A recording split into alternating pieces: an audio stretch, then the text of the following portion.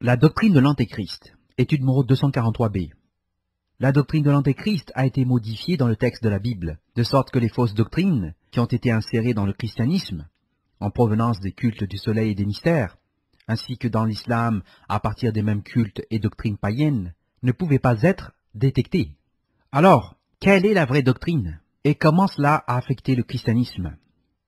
À partir du document Les dépositions des croyances de la foi chrétienne A1, que vous pouvez consulter en ligne et le télécharger gratuitement, nous voyons que le texte de la Bible a été changé très tôt pour dissimuler la nature de Dieu, ainsi que la position du Christ dans l'incarnation et sa relation par rapport à Dieu. La doctrine de l'Antéchrist. La doctrine de l'Antéchrist est indiquée dans 1 Jean, chapitre 4, versets 1 à 3. La version King James de la Bible, KJV, qui provient du texte Receptus, déclare, citation, « Bien-aimés, ne croyez pas à tout esprit, mais éprouvez les esprits pour voir s'ils sont de Dieu, parce que beaucoup de faux prophètes sont sortis dans le monde. Par ceci, vous connaissez l'Esprit de Dieu. Tout esprit qui confesse que Jésus-Christ est venu en chair est de Dieu. Et tout esprit qui ne confesse pas que Jésus-Christ est venu en chair n'est pas de Dieu.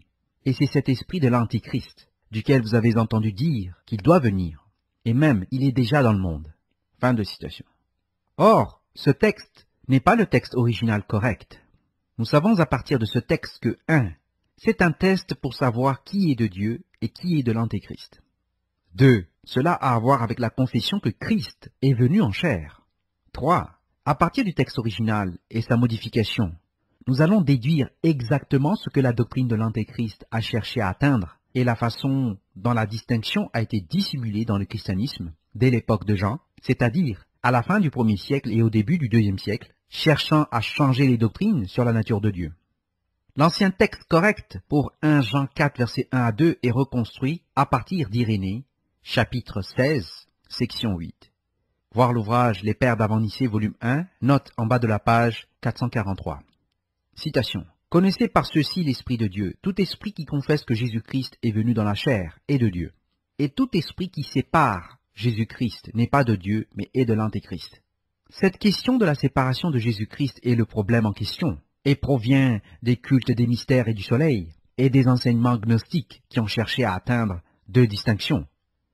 Le culte du dieu Attis à Rome, qui provenait des cultes du soleil et du culte de Baal dans le Moyen-Orient, a cherché à rendre distinct l'aspect du Dieu dans le ciel et le Dieu qui provient de ce Dieu en tant que division de lui-même et qui descendit sur la terre et descendit dans l'Hadès le vendredi et a été ressuscité par l'intervention de la déesse le dimanche. La déesse a été appelée Astarté en tant que l'épouse de Baal, telle que mentionnée dans la Bible, ou à Ishtar ou Easter dans les pays anglo-saxons. Et dans le système Attis, c'était Cybèle. Cette doctrine n'est pas chrétienne. Elle provient des cultes du soleil et des mystères et utilise le calendrier solaire et les solstices comme son véhicule ou système d'adoration. Socrate l'historien dit, voir son ouvrage à la section 732, page 381, que le passage avait été corrompu par ceux qui voulaient séparer l'humanité de Jésus-Christ de sa divinité. Socrates Scholasticus écrit concernant Nestorius, section 732, citation. Maintenant, il n'était évidemment pas familier avec le fait que dans la première épître catholique de Jean, il a été écrit dans les copies antiques que tout esprit qui sépare Jésus n'est pas de Dieu. La mutilation de ce passage est imputable à ceux qui désiraient séparer la nature divine de l'économie humaine, ou pour utiliser la langue même des premiers interprètes. Certaines personnes ont corrompu cette épître, visant à séparer l'humanité du Christ de sa déité. Mais l'humanité est unie à la divinité dans le Sauveur, de manière à constituer non pas deux personnes, mais une seule. De là, c'est ainsi que les anciens, enhardis par ce témoignage, ont sans scrupule stylisé Marie Théotokos, car ainsi Eusèbe Pamphile, dans son 3e livre de la vie de Constantin, écrit en ces termes. Et en fait, Dieu avec nous s'est soumis à naître, pour nous, et le lieu de sa naissance est par les Hébreux appelé Bethléem. C'est pourquoi l'impératrice pieuse Hélène ornait le lieu de l'accouchement de la Vierge, portant Dieu, des plus beaux monuments, en décorant cet endroit sacré avec les ornements les plus riches. Origène aussi, dans le premier volume de ses commentaires sur l'épître de l'apôtre aux Romains, donne une ample exposition du sens dans lequel le terme Théotokos est utilisé. Il est donc évident que Nestorius était très peu familier avec les traités des anciens, et pour cette raison, comme je l'ai observé, s'est opposé au mot seulement. Pour cela, il n'affirme pas Christ comme un simple homme, comme Photinus l'a fait ou Paul de Samosate. Ses propres homélies publiées le démontrent pleinement. Dans ses discours, il détruit nulle part la propre personnalité de la parole de Dieu, mais au contraire, maintient toujours qu'il a une personnalité et une existence essentielle et distincte. Et il ne nie jamais sa substance, comme Photinus et le Samosatan l'ont fait. Et comme les manichéens et les adeptes de Montanus ont également osé faire. Tel est en fait ce que j'en sais de Nestorius, à la fois par le fait d'avoir lu moi-même ses propres œuvres et par l'assurance de ses admirateurs. Mais cette affirmation vide à son encontre n'a produit aucune légère effervescence dans le monde religieux. Fin de citation de Socrate Scholasticus dans son ouvrage à section 732. Cette dispute s'associe à la notion que la Vierge Mariam pourrait être Théotokos, ou le porteur de Dieu, et la notion que Christ était un Élohim en tant qu'un fils de Dieu avait été détruite par la dispute qui a finalement abouti. Tandis que la structure de la Bible a établi Christ comme un Élohim et fils de Dieu avec les autres fils de Dieu, voir Job 1, verset 6, Job 2, verset 1, Job 38, verset 4 à 7. Depuis la fin du IIe siècle, ils ont commencé à élever Christ à une position d'un être élevé au-dessus des Elohim. Et les Elohim ont été réduits à l'état de angelos en grec, ou ange, plutôt que fils de Dieu comme Elohim, et ont été réduits à un type ou une classe inférieure distincte du Christ. Nous pouvons déduire la dispute à partir de l'écrit de Socrate. Cependant, lui-même ne comprend pas la véritable profondeur des erreurs développées à partir des binitaires d'Atis, qui sont entrés dans le christianisme à partir du milieu du IIe siècle à Rome. La dispute des Nestoriens concernant la position de Mariam, entre parenthèses improprement appelée Marie, n'a pas été bien comprise par les deux parties de l'argument, puisqu'elles avaient été corrompues par plus de 2 siècles d'hérésie binitaire. Cependant, c'était la mariolatrie qui semble avoir provoqué la dispute à travers Nestorius. Maintenant, nous pouvons reconstituer le texte et le sens des textes en entier à partir d'Irénaeus, ou Irénée en français, dans l'ouvrage Les Pères d'Avant-Nicée, volume 1, livre 3, chapitre 16, section 8 à 9. Examinons ces distinctions davantage pour voir juste ce que cette hérésie distinctive est, puisqu'elle détermine si vous êtes un chrétien ou pas, et de là si vous êtes dans la première résurrection. Irénée rend cela parfaitement clair au chapitre 16, section 8, comme suite. Il mentionne également que les doctrines païennes des Aeons sont concernées. C'est pourquoi nous regardons également au modèle néoplatonicien que nous avons développé ailleurs. Ce sont les doctrines bibliques au sujet des fils de Dieu qui sont en cause, telles que nous voyons développées dans les psaumes à partir de Deutéronome 32, verset 8 et suivant, et Job chapitre 1, verset 6, Job chapitre 2, verset 1, et Job 38, verset 4 à 7. C'est ce fait de la préexistence de Jésus-Christ qui est essentiel à la doctrine chrétienne, telle que nous le voyons ci-après. Voir aussi l'étude de la préexistence de Jésus-Christ, l'étude numéro 243 en ligne sur le site ccg.org/French. En outre, les hérésies qui sont entrées dans l'Église au début du 1er siècle étaient plus gnostiques. Le binitarisme n'est pas entré dans le système chrétien de façon sérieuse jusqu'aux conversions d'Atis à Rome au IIe siècle. Le processus a été expliqué dans l'étude La déformation par les binitaires et les trinitaires de la première théologie de la divinité, étude numéro 127b, et sera plus amplement développé dans l'ouvrage La loi de Dieu, volume 2, livre 1.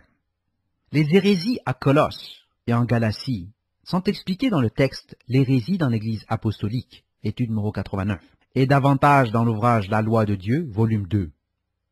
La structure des Aeons a été superposée à la structure centrale des Elohim, comme dans la structure de Trente, dans Apocalypse chapitre 4 et chapitre 5.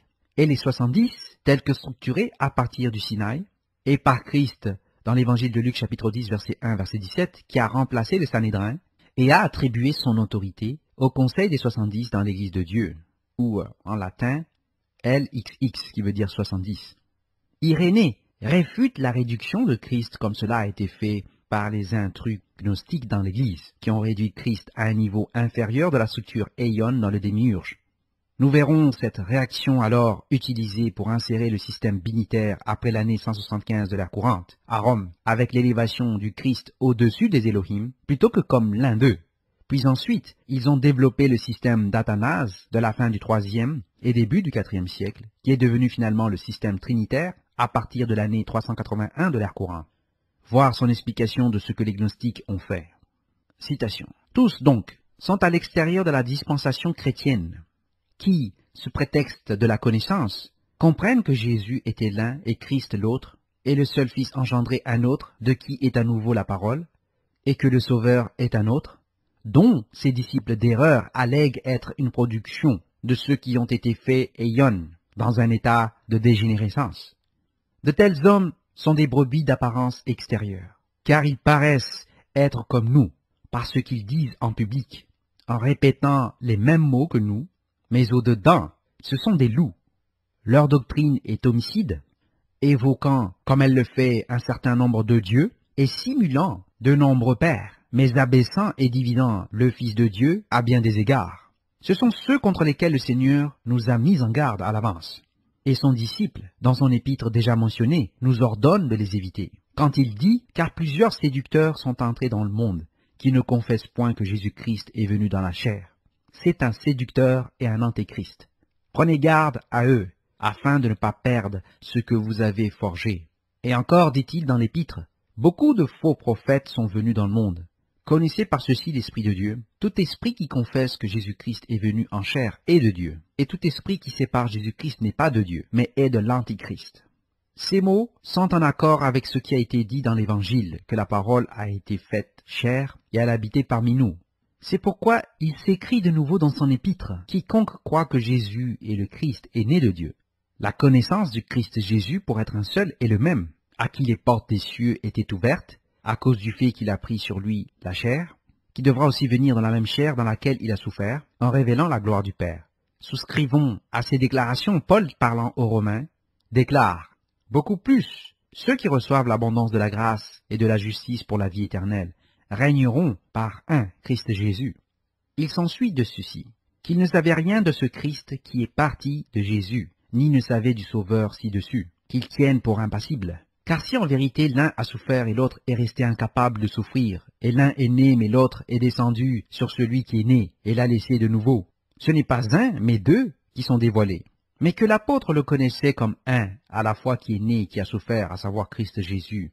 Il dit encore dans la même épître, « Ne savez-vous pas que beaucoup d'entre vous qui ont été baptisés en Jésus-Christ ont été baptisés en sa mort, que comme Christ est ressuscité des morts, ainsi nous devons aussi marcher en nouveauté de vie. » Mais encore une fois, montrant que le Christ a souffert et était lui-même le Fils de Dieu, qui est mort pour nous, et nous a rachetés par son sang au temps fixé à l'avance, il dit, « Car comment se fait-il que Christ, lorsque nous étions encore sans force, au temps voulu est mort pour des impies? Mais Dieu prouve son amour envers nous en ce que lorsque nous étions encore des pécheurs, Christ est mort pour nous.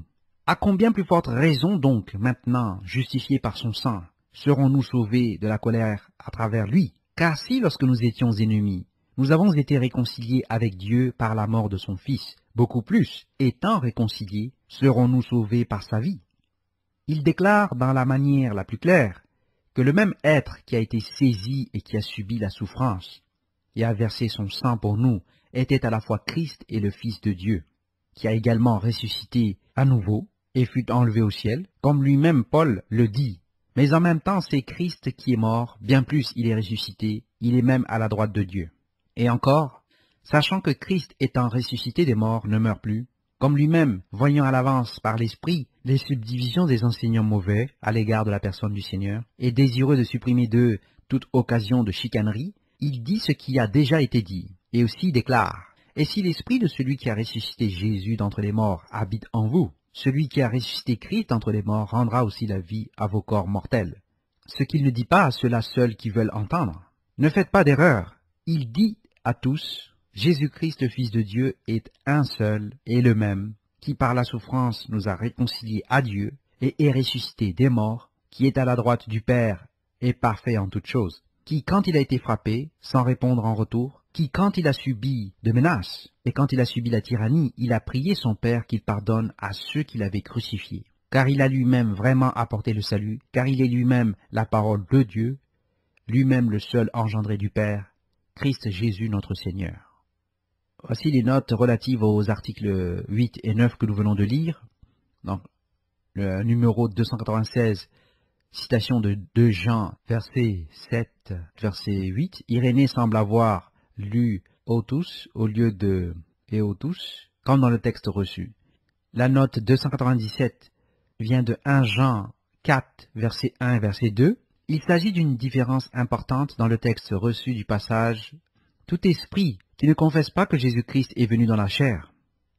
La traduction de la Vulgate et Origène sont en accord avec Irénée et Tertullien semble reconnaître les deux lectures. Voir son ouvrage Contre Marcion au verset 16.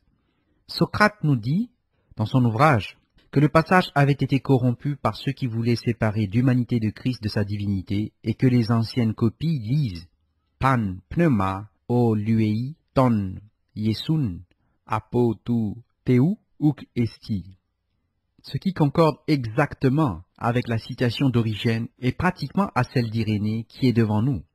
Polycarpe semble faire allusion au passage que nous avons maintenant, et il en va de même d'Ignace. Voir la question discutée par Burton dans ses témoignages d'avant Nicée. Un autre ouvrage de Burton a un nom similaire. Voir aussi British Critic, volume 2, 1827, page 265.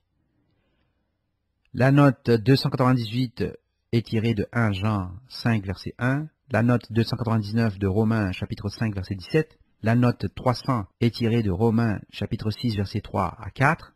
La note 301 est tirée de Romains, chapitre 5, verset 6 à 10. Irénée semble avoir lu, tout comme la Vulgate, Eitigar pour Etigar dans le texte. La note 302 est tirée de Romains chapitre 8, verset 34. La note 303 est tirée de Romains chapitre 6, verset 9. La note 304 est tirée de Romains chapitre 8, verset 11. Et la note 305 est tirée de 1 Pierre 2, verset 23. Nous l'avons de l'autorité d'Irénée, de la Vulgate, et pareillement des érudits postérieurs que la version d'Irénée est l'original. Et ce n'était pas avant Tertullien que nous voyons le texte utilisé dans le Receptus, accepté. Par conséquent, le texte ici est le bon, et nous devons voir quelle est la différence, et pourquoi ce texte est venu à être utilisé. Les conclusions concernant les enseignements de la Bible au sujet de Christ. L'Antéchrist. C'est clair que Christ ne se considérait pas lui-même être Dieu. De suggérer qu'il faisait partie de l'entité à laquelle il faisait appel, dans une forme égale, dont une partie était impassible, est aberrant. Plus important encore, cela peut être considéré comme la doctrine de l'Antéchrist déclarée dans 1 Jean 4, verset 1 à 2, comme cité auparavant. Aussi, dans l'évangile de Luc, chapitre 22, verset 70, ils ont tous dit « Es-tu donc le Fils de Dieu ?» Il a répondu « Vous le dites, je le suis ». Il est hors de doute que l'Église primitive était subordinationniste et que ceux qui ont été formés à partir de Smyrne, sous les apôtres, et ceux tels que Polycarpe, étaient des unitaires bibliques, et ils soutenaient que seul le Père est le seul vrai Dieu et que tous les autres, Christ inclus, ont reçu la vie éternelle du Père. Irénée a parlé non seulement contre les gnostiques et leur doctrine du paradis et de l'enfer, comme l'a fait Justin Martyr, voir l'ouvrage de Justin Martyr, Dialogue, section 80, mais aussi contre le binitarisme, nouvellement émergent des cultes du soleil à Rome. Et il a identifié leur doctrine binitaire comme une hérésie, et leur système a continué à développer pleinement le trinitarisme du Dieu triune. C'est la doctrine de l'Antéchrist, et sa structure correcte est vue à partir d'Irénée, comme on l'a lu auparavant. Cette doctrine a pénétré les églises de Dieu à la fin du XXe siècle aux États-Unis. Les trinitaires ont contourné ce problème en disant que Christ a souffert dans son humanité, mais pas dans sa divinité. Voir l'ouvrage de Lacuna. Cela a abouti à l'identification du trinitarisme avec la doctrine de l'Antéchrist, ce qu'il est. Et ainsi, la définition dans 1 Jean 4, verset 1 à 2 a été modifiée par rapport à l'original tel que nous le voyions auparavant. Si nous croyons que Dieu a ressuscité Christ d'entre les morts, nous serons sauvés.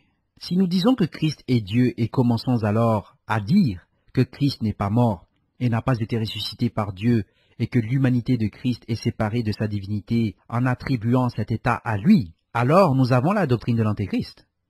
Comme nous l'avons Observez, Socrate l'historien dit que 1 Jean 4, versets 2 à 3, a été modifié par ceux, entre parenthèses maintenant les trinitaires, dans les premiers siècles, qui voulaient séparer l'humanité et la mort du Christ de sa divinité. Entre parenthèses, voir les Pères d'Avant-Nicée, volume 1, note en bas de la page 443. Le texte correct devrait se lire. Citation. Reconnaissez à ceci l'Esprit de Dieu. Tout esprit qui confesse Jésus-Christ venu en chair est de Dieu. Et tout esprit qui sépare Jésus-Christ n'est pas de Dieu, mais est de l'Antéchrist. Toutefois, l'explication des textes que nous voyons auparavant est beaucoup plus compliquée. Jean dit que personne n'avait vu Dieu à aucun moment. Voir 1 Jean chapitre 4, versets 9 à 15. Comment alors le Fils peut-il être le Dieu qu'il a envoyé, et lequel Dieu n'a été vu par aucun homme à aucun moment? Dieu a envoyé son Fils pour être le sauveur du monde. Son sacrifice est convenable parce que Dieu l'a envoyé, non pas parce que Christ était Dieu.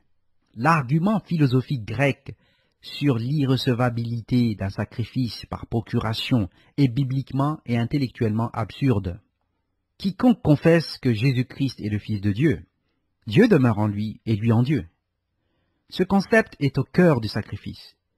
Le sacrifice du Christ est convenable pour nous parce que Dieu a dit que c'était convenable. Christ est venu pour être sacrifié parce qu'il était obéissant jusqu'à la mort, voir Philippiens chapitre 2, versets 6 à 8. Christ s'est qualifié par son obéissance pour devenir souverain sacrificateur de tous et pour devenir un fils de Dieu avec puissance à travers l'Esprit Saint par sa résurrection d'entre les morts, voir Romains 1, verset 4. Il a été mis en avant par ce qu'il a souffert.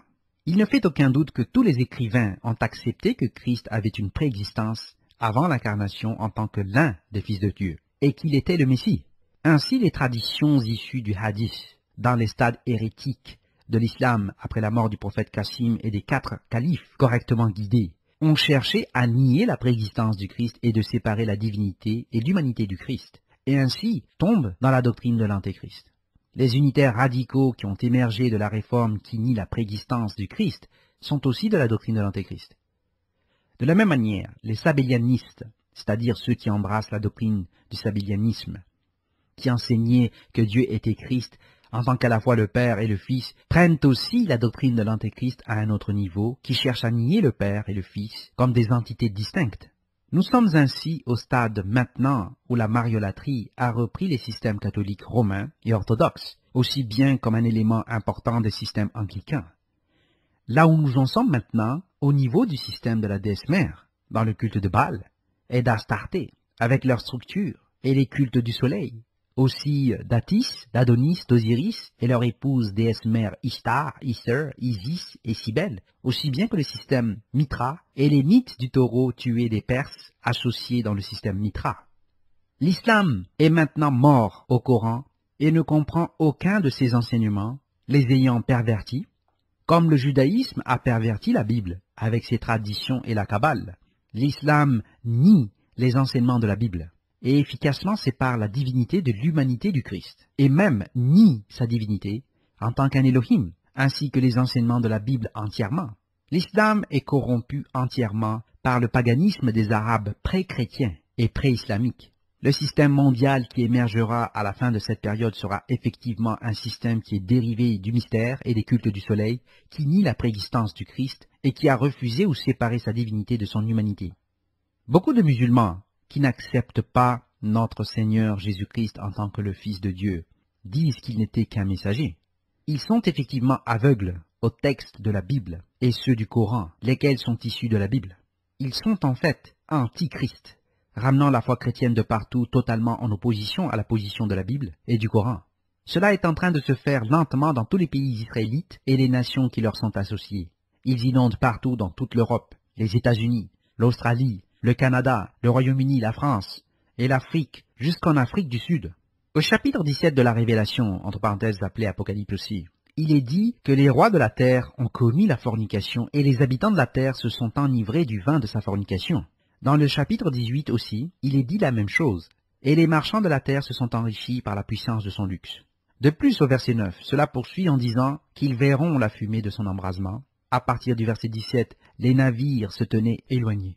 À partir du chapitre 14, cela continue à traiter de la vigne de la terre et la façon dont les nations seront ivres d'elle, et du feu qui les tourmentera, la fumée montera jamais, et il n'y aura aucun repos ni jour ni nuit. Voir aussi l'étude Les messages d'Apocalypse 14, étude numéro 270. On pourrait être excusé d'aligner la calamité des feux de l'Apocalypse avec les plateformes pétrolières qui peuvent provoquer le feu à brûler jour et nuit pendant des jours ou plus. Ainsi, cette faiblesse que les nations occidentales ont permise pour les affaiblir et qui est devenue leur talon d'Achille sera autorisée à être utilisée contre eux. Les pays occidentaux, maintenant, sont si dépendants du pétrole du Moyen-Orient qu'ils laissent librement les musulmans prêcher l'islam dans ces pays et ils les polluent comme le hadith a pollué le Moyen-Orient avant eux. La collision massive du système de l'Antéchrist impliquera l'islam, le système de la déesse mère et les satanistes, et il n'y aura pas de fin, sauf sous le Messie. Nos politiciens occidentaux sont apparemment trop veuls pour y faire face et affronter le conflit à venir. En fait, ils feront partie du système de la bête à venir. La doctrine de l'Antéchrist est certaine d'être déterminante pour la place de tous ceux qui professent être chrétiens dans la première résurrection. Les unitaires radicaux, les binitaires et les trinitaires, les sabélianistes et l'islam hadithique et toutes les autres hérésies n'y seront pas. Fin de la lecture de l'étude La doctrine de l'Antéchrist, étude numéro 243b.